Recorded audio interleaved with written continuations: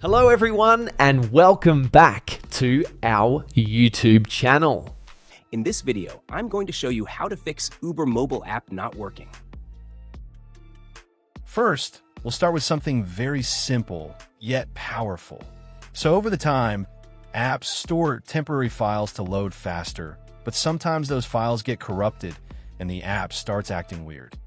To resolve this issue, we will first head over to our device settings. From here, scroll down and tap on General.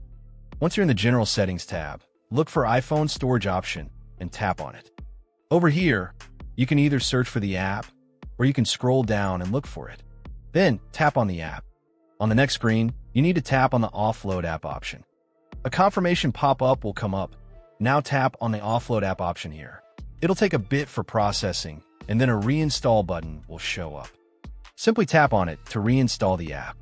This should resolve the issue, but if it doesn't, then you need to check if the app is running an older version. Head over to App Store. From here, double tap on this search icon in the bottom right corner, and then search for the app.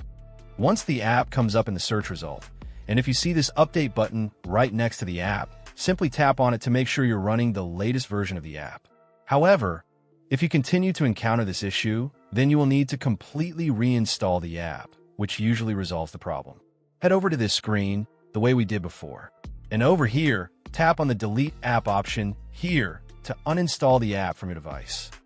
A confirmation pop-up will come up. Now tap on the Delete option here. Once uninstalled, open up App Store and search for the app in the search bar. After the app comes up in the search result, simply click on this cloud icon to install it back onto your device.